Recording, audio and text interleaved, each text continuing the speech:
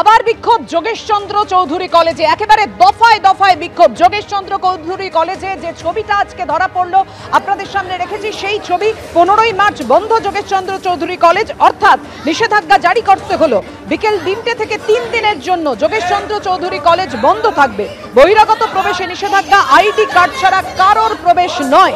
17ই March থেকে ফের college খোলা হবে, বিজ্ঞপ্তি দিয়ে নির্দেশ অধ্যক্ষের।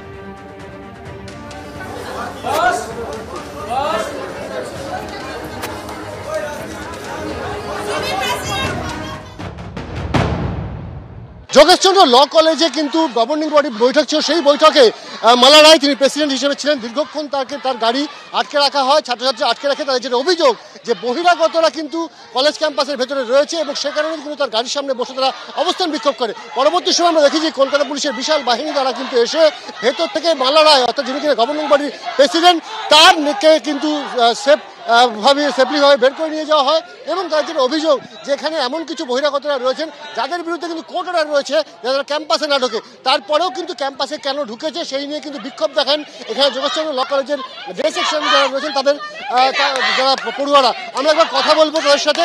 তোমাদের মূলত আজকে দাবি কি ছিল, কি নিয়ে তোমরা বিক্ষোভ দেখাচ্ছ? এই মুহূর্তে দাঁড়িয়ে আমাদের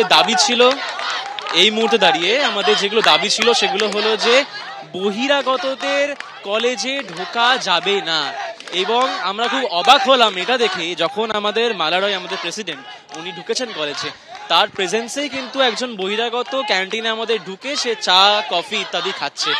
ওনাকে বলাতে উনি খুব একটা আমাদের পাত্তা দেননি। স্পষ্ট কথা এটাই, ওনাকে বলাতে উনি জাস্ট পুলিশদের বললেন। খুব একটা লাভ হয়েছে বলে মনে হয় না। এরা কিন্তু এখানে পেছন থেকে এখনো দাঁড়িয়ে আছে, বহিরাগতরা, তারা দাঁড়িয়ে স্লোগানিং করছে। আমরা খুব অবাক হচ্ছি এবং আমরা এটাতেই চিন্তিত যে আমাদের কলেজে ছাত্র এবং ছাত্রীদের সিকিউরিটি ইজ অ্যাট স্টেক। এখানে যোগেশচন্দ্র ল কলেজে যারা স্টুডেন্ট রয়েছেন, যারা বিক্ষোভ দেখাচ্ছেন, তাদের সঙ্গে তাদের যেটা বক্তব্য যে এখানে বহিরাগতরা যখন মালা রায় ভেতরে জিবি বৈঠক করছেন, অর্থাৎ জেনারেল বডি বৈঠক করছেন, সেই সময়ও কিন্তু ক্যান্টিনে বসে রয়েছে বহিরাগত।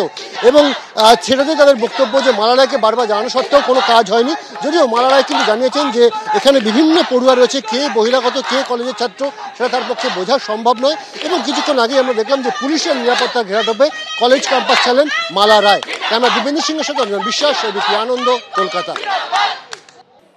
বলতে পারবো না কোন কলেজের মধ্যে কারা দোল খেলছিল, কারা গেছে, কারা কি করেছে, এটার সঙ্গে সামগ্রিক রাজনীতির কোনো সম্পর্ক নেই।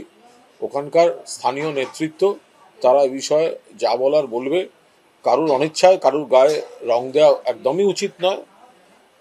মানে হোলি খেলাটাও যদি কেউ খেলেন, বা দোল খেলা আমরা যেটাকে বলি, দোল খেলা, রং খেলা, কারুর যদি ইচ্ছা না থাকে তার গায়ে রং লাগানো উচিত নয়। বাকি কারা করেছে, কি করেছে, এ নিয়ে আমাদের কোনো বক্তব্য